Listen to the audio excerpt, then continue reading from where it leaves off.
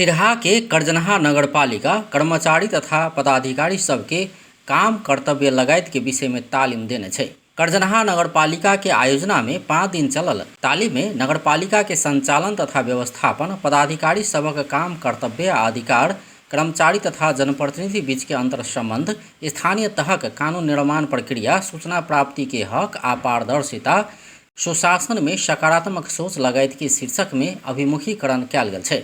सहभागी सबके कानूनविद तथा प्रशासनविद डॉक्टर काशीराज दाहाल विभिन्न विषय में प्रशिक्षण प्रदान कयने छलथि। तालीम के अंत्य में सहभागी जनप्रतिनिधि तथा कर्मचारी सब सुशासन के लेल 13 बुंदा के प्रतिबद्धता समेत सार्वजनिक कयने अछि। ई प्रतिबद्धता सब में कार्य जिम्मेवारी तोकबाक अवस्था, कानून सबक पुनरावलोकन, जनप्रतिनिधि तथा कर्मचारी के क्षमता अभिवृद्धि लगायत के विषय समेटल गेल छै। तालीम समापन समारोह में करजनहा नगरपालिका के नगर प्रमुख भोला प्रसाद पोखरेल, उप प्रमुख लक्ष्मी कुमारी श्रेष्ठ, प्रमुख प्रशासकीय अधिकृत राजकुमार दास, विभिन्न वड़ा के अध्यक्ष सब, कार्यपालिका सदस्य सब, वड़ा सदस्य सब तथा कर्मचारी सब के सहभागिता रहल छल।